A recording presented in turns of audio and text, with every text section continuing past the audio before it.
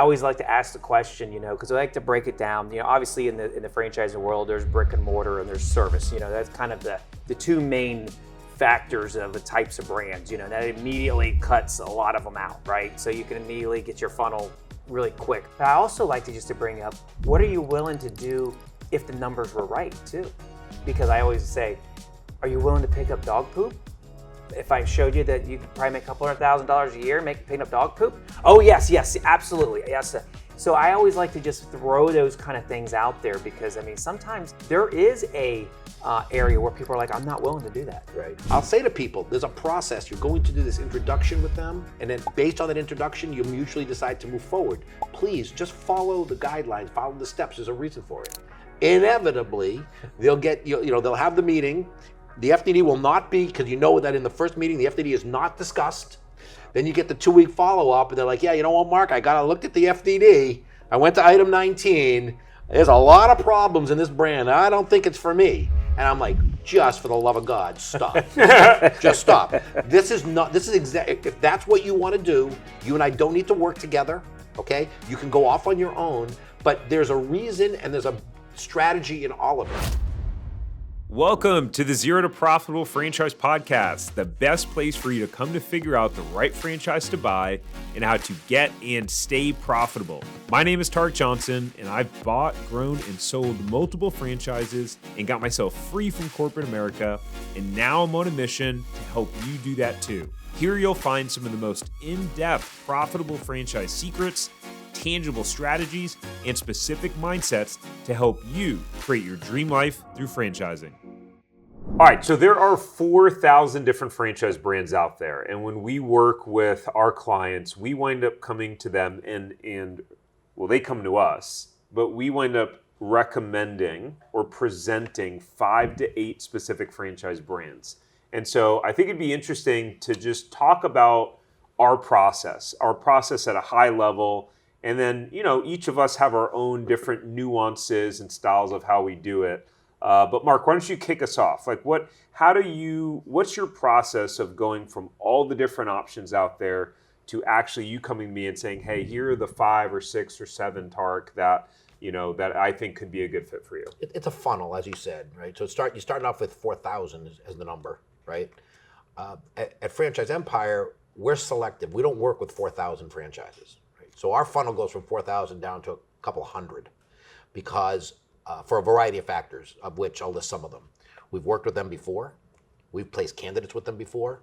Colleagues that we know and trust have placed candidates with them before. We know the executive leadership of these brands. We know that more than the most important thing is they really care about the success of the franchisees and that the franchise network is strong and they put their money where their mouth is when it comes to that.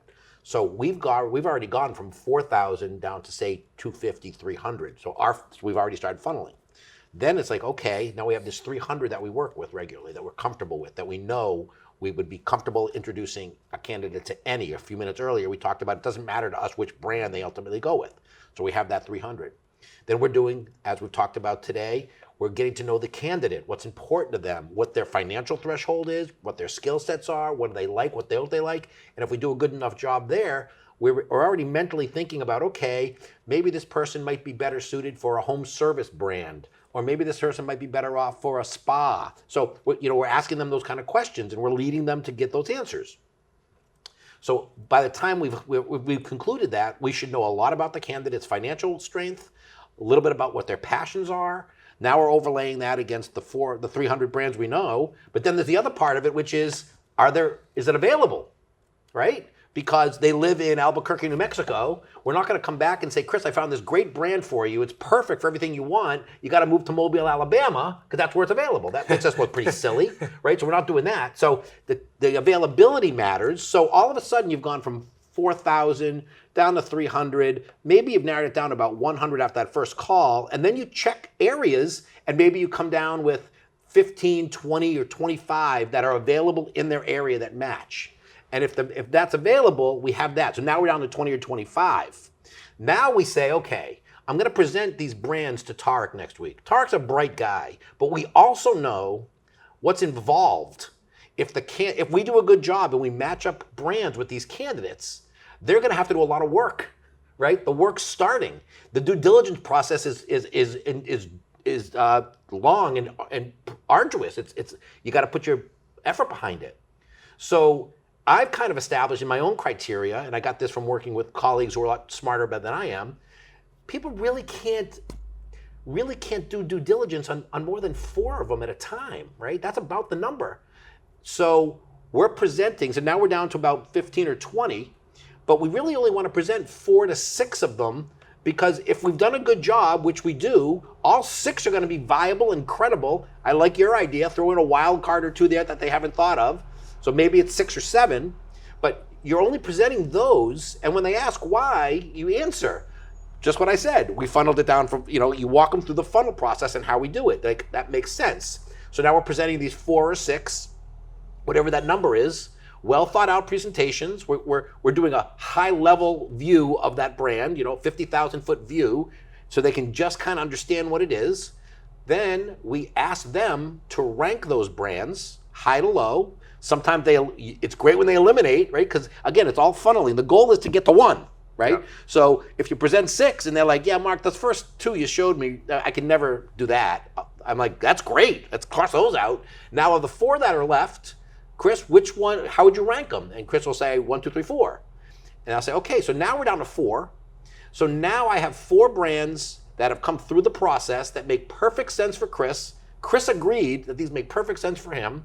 And now we set up introductions where I tell Chris, I'm going to introduce you to the franchise development people. Now it's getting real, Chris, right? Now they're going to be interviewing you. They're going to see if you're a good fit. You're going to ask questions.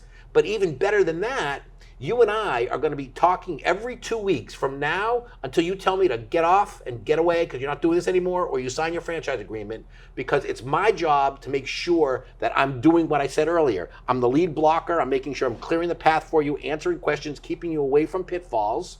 So that's what I'm doing for you. So when you combine now, you got 4 introductions to 4 franchisors. Every 2 weeks, I'm going to be checking in with you. We're going to be talking, maybe, fortunately, maybe even more. And your job, Chris, now is to go out and study these 4, ask the questions, and then start narrowing those 4 down. And when you know that a candidate is interested is when they start going through that process. And then after the first 2 weeks, when they've had the first meeting with all these brands, what did you think, Tarek? How did they go? Well, I love this. I love that. I wasn't so sure about this or this. I'm like, okay, well, why don't we do this? Why don't we eliminate these 2 since it didn't register with you, and now our funnel is down to 2. So at that point, you're focusing on 2 brands. You're going to say, go back, do the due diligence. We'll meet again in 2 weeks from now. And then maybe it's down to 1. So the process has started with 4,000, maybe 3 meetings with the candidate, you're down to 2. And now it's workable. Now you're focusing on specifics. You're talking about specific brands. You're not really, hopefully, not, as we know in this business, you're all going to get the candidates coming back and say, well, Mark, I really love this brand, but can you introduce me to 100 more? That's a different story. That maybe we'll talk about that as the day goes on. But that's how the process works. Educating them, learning about what's important to them, and then using our database, our experience working with these brands to narrow that funnel down. And ideally, you'll focus on 1 because people are not going to buy 2 franchises at the same time. Hey, so I recently put together a list of 5 low-cost franchises that make $1 million or more. If you want to see that list, then click the link below in the description or go to franchiseempire.com/low cost. Let's get back to the episode. Great. That was perfect. Thank you, Chris. Just to piggyback off that, I think our job, it is difficult because there's a lot out there. There's a lot, and I think expectations from candidates, and clients that come in, they don't know what they don't know. Sure. So we're sitting here, it's a little bit of kind of just figure out how we're going to get all these brands to get to that 1. But if we do our job really well, and we really at the very beginning is educate ourselves on their passions, what are they trying to accomplish. I always like to ask the question, because I like to break it down. Obviously in the franchising world, there's brick and mortar and there's service. That's kind of the 2 main factors of the types of brands. That immediately cuts a lot of them out, right? So you can immediately get your funnel really quick. But I also like to just say, what are you willing not to do? That's a good point. Because I just need to know that because it will help me tremendously. Do you hate pets? Okay, cool. Then I can get rid of the whole pet sector of I call it buckets, and get rid of that bucket. You know, do you like the senior? Do you like senior care? No, I can't stand that. You know, whatever it may be. But I also like to bring up, what are you willing to do if the numbers were right too? Because I always say, are you willing to pick up dog poop? If I showed you that you could probably make a couple $100,000 a year picking up dog poop? Oh, yes, absolutely, yes. So I always like to just throw those kind of things out there, because I mean, sometimes there is a area where people are like, I'm not willing to do that. Right. I don't want to own a cleaning business, because it just, for me personally, it just doesn't jive with me, and it just maybe can be a status thing too. And so I don't like to go into it thinking that anything's on the table. I definitely, if I'm doing my job right, like to immediately try to get rid of whatever I can. So then when I do present some good quality stuff, then it's pretty much going to be something that they're going to be interested in. Because interest goes. Now, also in my process, I also like to educate them, like you're saying. I also like to say, listen, you're probably looking for that little diamond or that little nugget of gold, and somewhere it's in that process. I guarantee you, because all these brands are quality. These are good. They check all of our boxes from that 4,000 to get you that 200 to 250, 300 brands that we work with. And I say, maybe that first phone call, or even what I'm presenting, maybe you don't hear that little nugget, you don't see it, but you may see it on the second call or the third call. And I said, if I'm doing my job right, you go into it and say, Chris, I got a little bit of interest with that. And I would say, I encourage you to at least take an intro call with them, because they're going to tell you some new information that you're either going to go a little up and say, okay, I went from a 5 to a 6. Cool. Or you're like, it's just not resonating with me, and we can pull it right off. So I always say that's the process of franchising, because by the time you go through this is not a sprint, it's a marathon. This is going to take a little while. But my goal is, by the time I get you down the road, you're now really doing this. You're eating and drinking. You're wanting to go buy the shirt. You're wanting the swag. You're all in. I say, and that's where, but you're going to find that little nugget, though. It's not going to be from me. You're only going to get some of it, but you got to be able to get through it a little bit. So That's a good point. And I think of the process almost similar to like a doctor. And outside of, I feel like we've used the realtor analogy a lot, but like a doctor, you go in, you're not feeling well. The doctor asks you some questions based on their years of experience working with hundreds and thousands of people. And they automatically know after a few answers, like there's a couple of buckets of what it could be. And, I think that's part of the art of all this too, is, we've done the process so many times of, okay, like if we really break it down, well, yes, we first have you do a net worth assessment. We have you do, we understand your financials. What do you even qualify for? We have you do a Zoracle assessment, which is behavioral profiles specific for franchises. We understand what you do now, the industries. Like those are all the process-driven points. But I think a lot of the value is in the softer skills of, as an example, I recently worked with some clients, and the wife had her own storage kind of compartment business that she did on the side, and just really good with working with homeowners. They're in an affluent area. The husband, super high D, type A. And automatically, I already knew a couple of brands that I thought, I think they're going to love this. Yeah. And it just popped in my head from knowing, what brands are out there inside and out, and just going, So part of it is intuitive within our process. Yes. And guess what? They came to us interested in a specific resale that was available in their area that they watched on the newsletter we did. And the husband was adamant coming in, like, I pretty much only want a resale, but okay, I'll take a look at some other options too. And guess what? They bought it. They wind up buying the one that intuitively I was like, I think that they're gonna like this business, and that was one in the kind That's of a the great window example. treatment space. That's a great real life example of the value of a broker. And again, we're talking about Franchise Empire, and there are other brokers, and they're good, but again, we're talking about ours. We're the best guys. But the other thing too that you brought up that I think is important is, as much as our job is to guide them the right way, it's also keeping them out of doing the wrong things, right? So you'll laugh, you guys will laugh, because it happens all the time. You introduce them, right? And sometimes the franchisor They don't even introduce the FDD on that first call. They don't give the franchise disclosure document to the candidate. There's a reason for that, right? Yeah. But now with technology, they're available. Yeah. So I'll say to people, there's a process. You're going to do this introduction with them, and then based on that introduction, you mutually decide to move forward. Please just follow the guidelines, follow the steps. There's a reason for it. Inevitably, they'll get they'll have the meeting. The FDD will not be, because you know that in the first meeting the FDD is not discussed. Then you get the 2-week follow-up, and they're like, yeah, you know what, Mark, I looked at the FDD. I went to item 19. There's a lot of problems in this brand. I don't think it's for me. And I'm like, just for the love of God, stop. Just stop. This is exactly, if that's what you want to do, you and I don't need to work together, okay? You can go off on your own, but there's a reason and there's a strategy in all of it. Yeah. You're not at the FDD part yet, Chris. And professional courtesy, too. And the professional courtesy, no question. Yeah. But even if you take that off the table, it's like, Chris, listen, you don't know anything about this brand. I introduced it to you last week.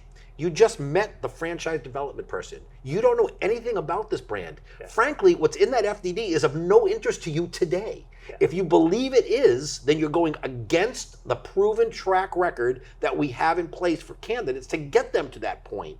So, all right, now that you're at the FDD, where do you go from here, right? You're looking at the FDD, but you don't know anything else about the business. So again, and when that happens, that they're officially off track, right? They're off the track. Sometimes you can't get them back on because that's all they're thinking now. Yeah. And that leads me to also say, you're just not looking at franchising the right way, and goes back to what we talked about earlier this morning. When is it right to tell them it's not the right thing for them? If all you're gonna focus on is that one line item in the item 19, you're missing the point. Yeah. Because I always say, what they're going to show you in the item 19 is our averages.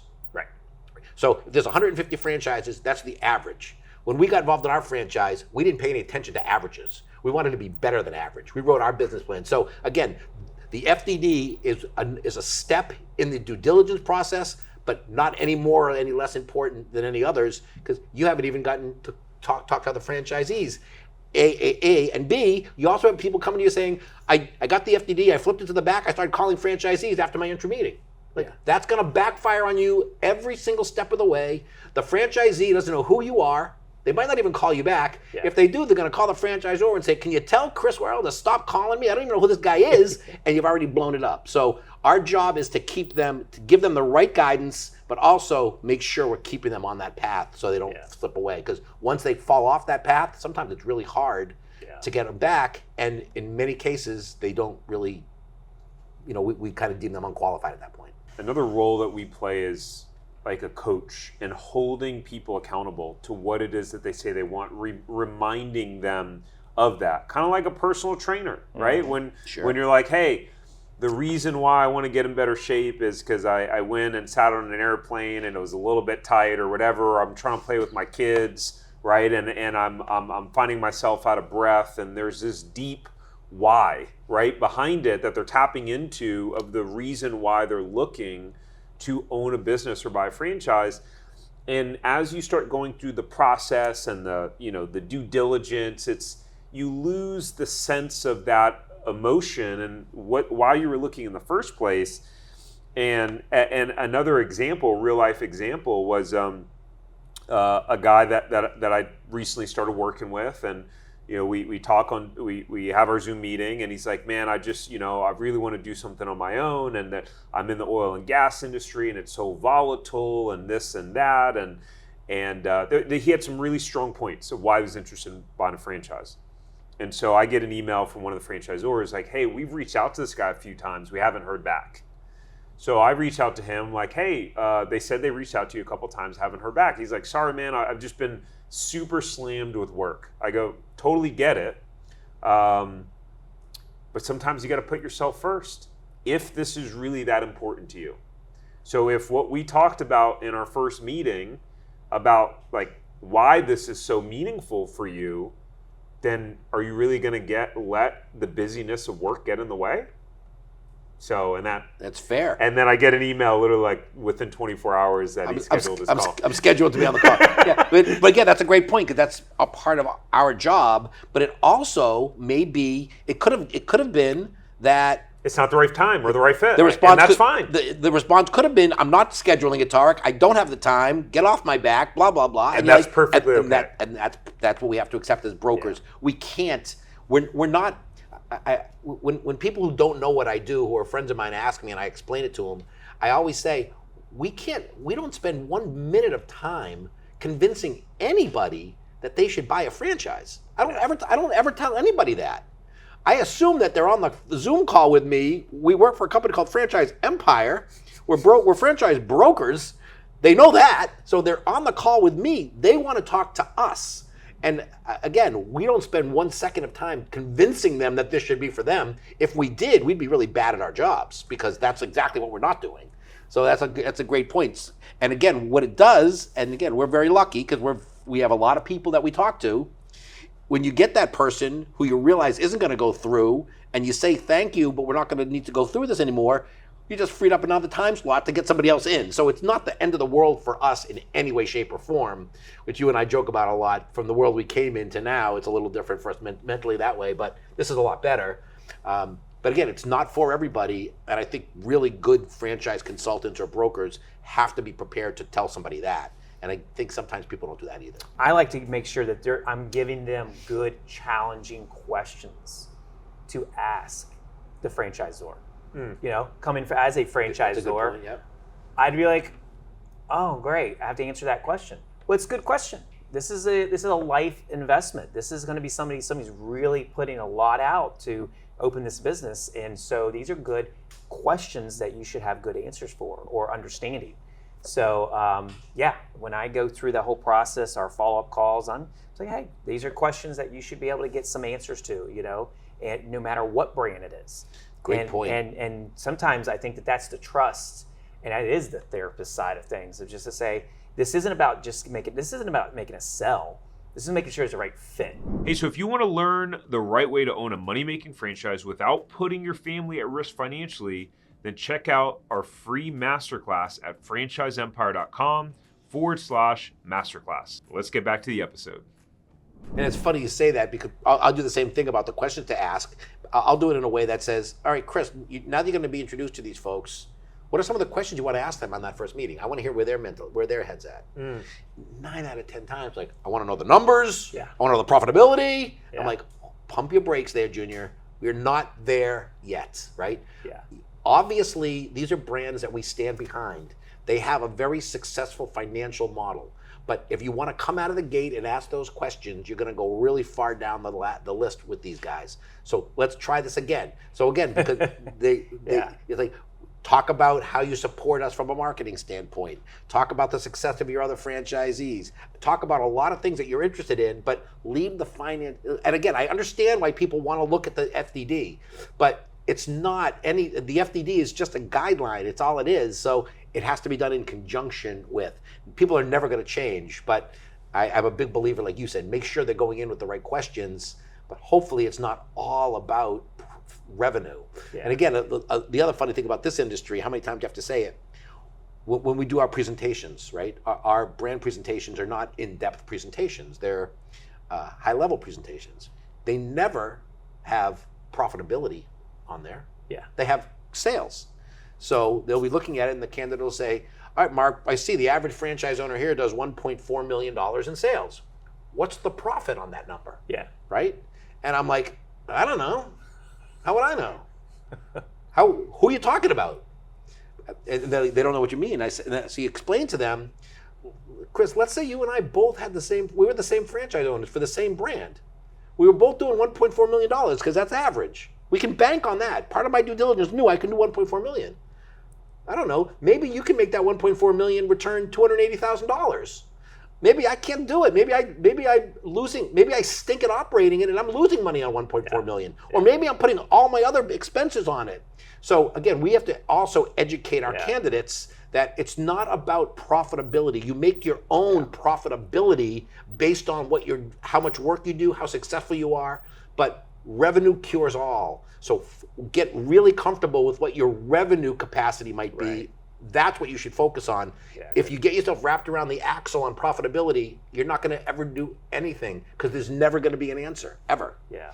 So I think that's bad information that's just out there. Right. You know, everybody, what's the net? What's the net? What's the net? I said, franchisors don't operate off a net because at the end of the day, Franchisors don't know. they don't know. I said, you don't know how much you're paying. You may be paying yourself 3 times as much as the guy over here. You know, maybe he's got more expenses that he's pushed through. Maybe, like you said, even the operator, maybe he just stinks at operations, so his net. So I said, don't get caught up on the net. No. But I do say, look at the gross sales. I said, it's the meat on the bones where it all starts, you know. And I also even break it down to sometimes it's always good to know in the whole system, what is the highest one doing? Because I want to know where that ceiling's at. What is my potential? Where is it at?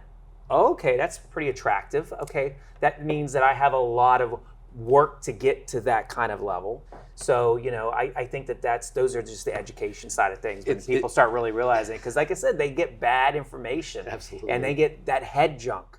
All right, so let's talk about franchise brokers. So, you know, for the average person looking into franchising or just considering it, they have no idea who a franchise broker is, how do they work. Some people think you have to pay more to buy a franchise. So, Chris, let's start with you. What is a franchise broker? What's their role, and what's one of the benefits of working with one? What I like to tell people, franchise broker, the easiest way to kind of break it down is like a real estate broker. It's like a real estate person that's getting out there and kind of understands the industry, understands, you know, what you're going through. But for franchising, most people don't know what they don't know.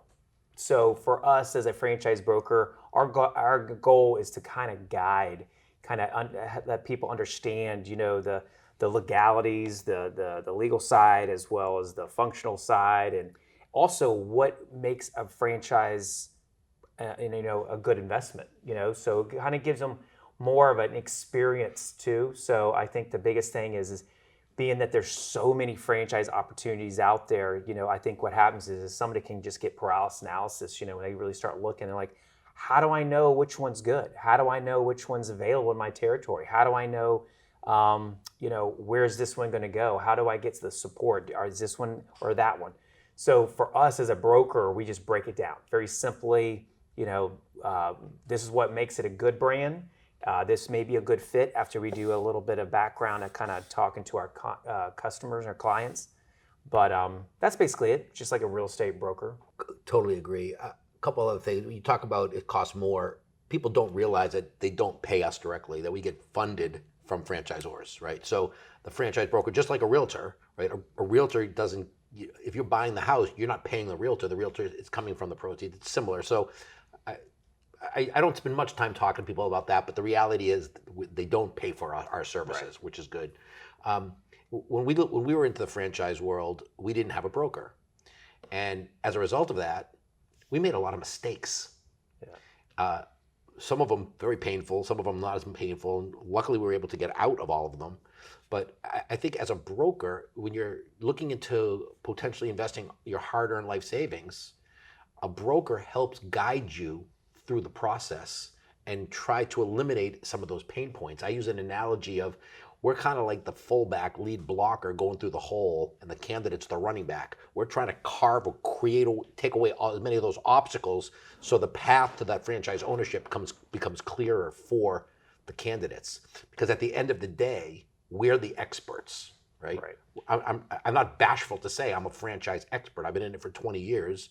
I'm a relatively bright individual. I'm an expert at that. So the people that we're talking to aren't experts on it.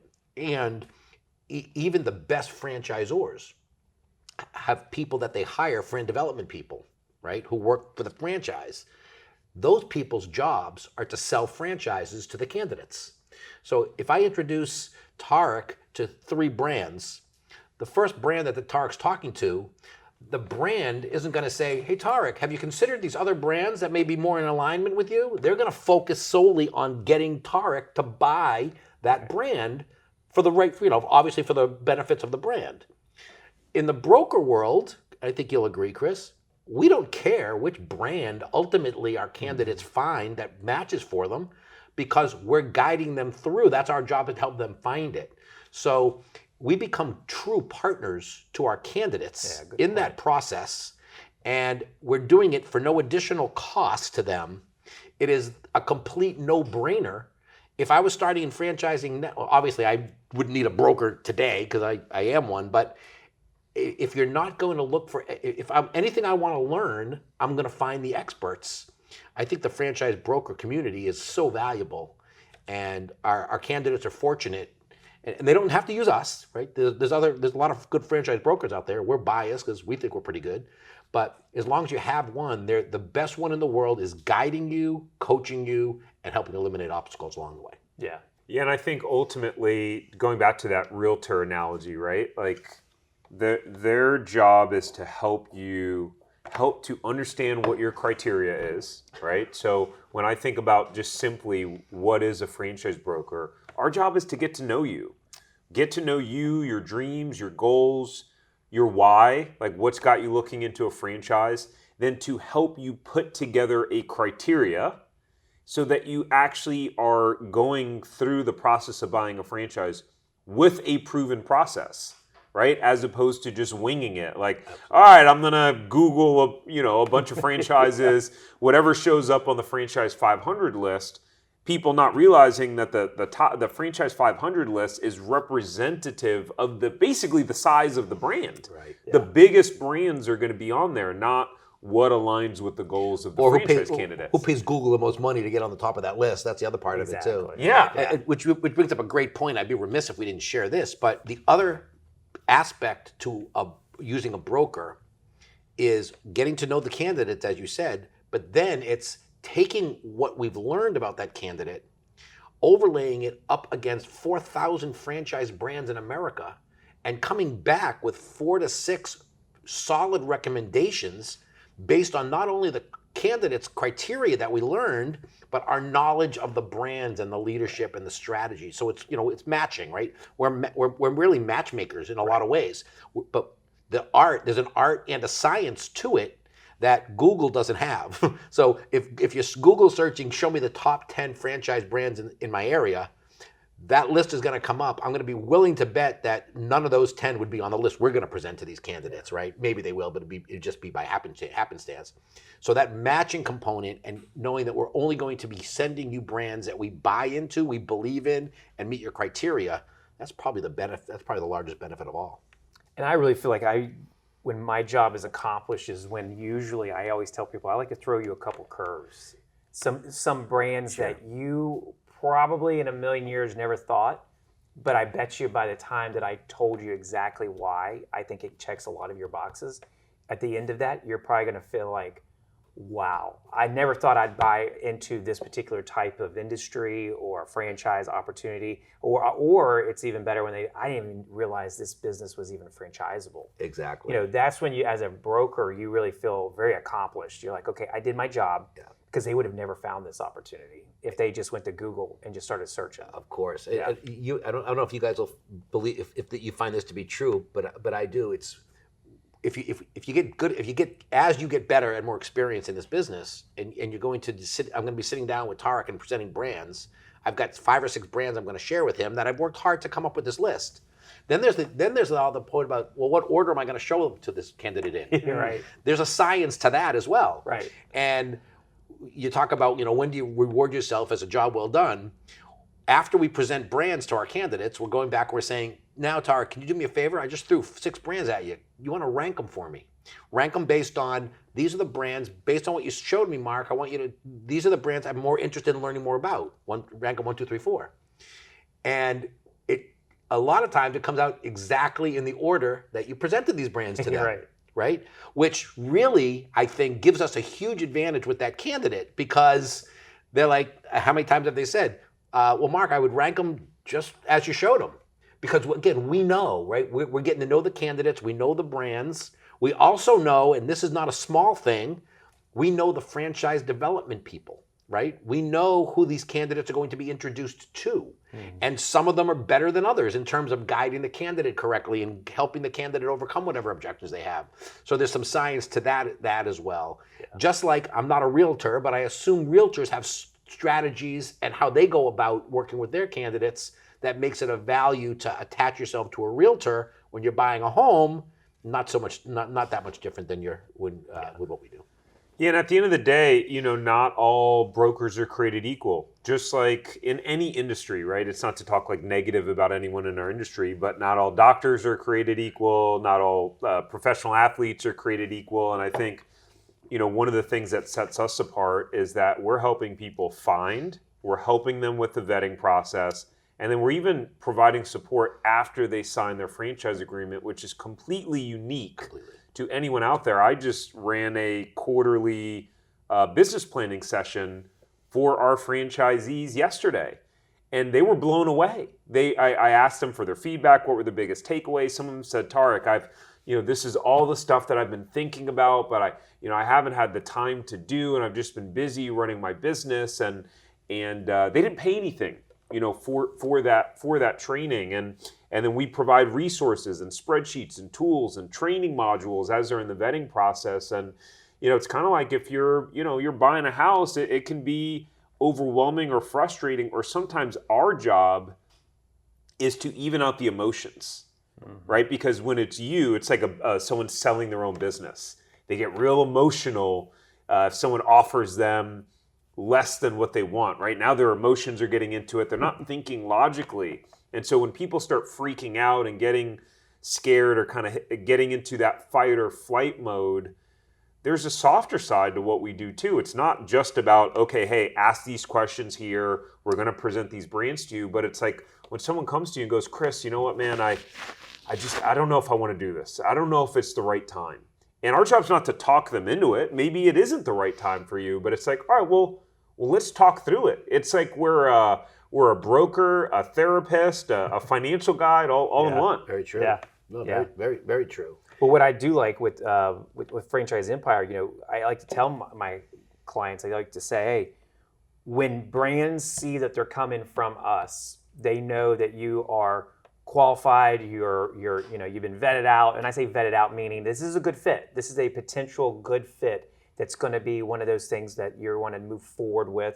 And that usually puts you at the top of the list. Right. If you do this on your own, and we all do this, right? We all love ChatGPT. We love to kind of throw everything in there and it just spits out. It's supposed to just tell us what to do, right?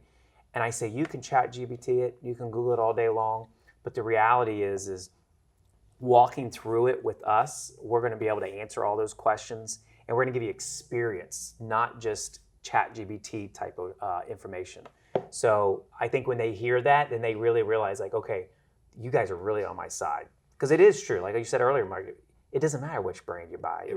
For us, don't care. It doesn't matter. But if you go directly, it does. It does. It changes it. They a little pressure a little bit. They're also right because they're selling. Yeah. They're salespeople. They have a job of selling X amount of candidates. So it doesn't mean it's a bad thing. It just means it's a different thing. Correct. It's just But that's for us when we actually do talk to those other developers. They also know there's probably one or two other brands that they're talking to. Right. They definitely know. So they know. They know that this person is absolutely weighing out all options with us as the broker to make sure that this is going to be as best possible fit possible. That's a great point. And I haven't really thought of it that way. But again, because I was a broker before Franchise Empire and now a broker with Franchise Empire, and I think I'm getting more respect from franchisors, because I'm affiliated with Franchise Empire, than because Mark Merriman was a broker someplace else. Because we are doing such a great job with our candidates, and I tell everybody we have really good candidates that come to us. We help make them better. Right. They come with a nice sharp point. We sharpen that point for them, help take them through it. But also the advantage of working with us is the franchisors will put our candidates at the top, and I get more franchisors now, brand development people, calling me and wanting to talk to me and talking about the candidate because they know they got a list as long as my arm of candidates. They're going to call back the ones that we're giving them. So I think we've earned some credibility in the industry as well, which doesn't hurt having that. Wow, that is, that's a really good point. I hadn't thought about that, and the fact that sometimes there are multiple people competing for a territory at once. Absolutely. Oh yeah. Absolutely. And so who they're coming from does actually make a difference. And to your point, I guess I really hadn't thought about it. Like we have established ourselves and a name in the industry, and part of that is because of the quality and caliber of people that we bring. So that's an interesting point. One of our candidates that we just signed up, that happened to, I don't know if we want to use the brand name here, probably not. But if you want me to throw the brand name in, I will. No, but, it's okay. But we had a candidate, and we were working with them. Good candidate. Fran Development called me and said, there was a question mark as to whether they were going to go to Discovery Day or if they were going to go to this current Discovery Day. And the Fran Development person came back and said, Mark, well, we invited them for Discovery Day. I need you to know that there's another candidate who is scheduled to come to Discovery Day that's interested in that same territory with one of my colleagues, a different Fran Development person. I said, I appreciate that. That's great. I said, I won't even use his first name. I hope the fact that over the last several months, you can look at all the candidates we've sent you, the caliber of the candidates we've sent you, the placements we've made with your brand. That should be enough for me to say to you, I imagine any tie is going to go to the runner. In this case, the runner is Franchise Empire. So point. Wink, wink. I hope our guy gets that. Now it ended up he did because the other guy bailed out. But I also think we would have gotten that. He would have gotten that territory anyway. So really, at the end of the day, what is that? That means we are helping our candidates get the better territories and getting in front of the line because of how we're doing about it. So again, I know the question wasn't asked about how does Franchise Empire, why are we so good? Because I think, there's a lot of good brokers, but the educating that we do with our candidates and how we guide them through seems to be coming out in terms of out in the world, out in the franchisor world, we're being recognized that way. And that's nice because that only happens because of the effort of what we're doing. Right. That's not organic. We have to work at that. Yeah. 100%.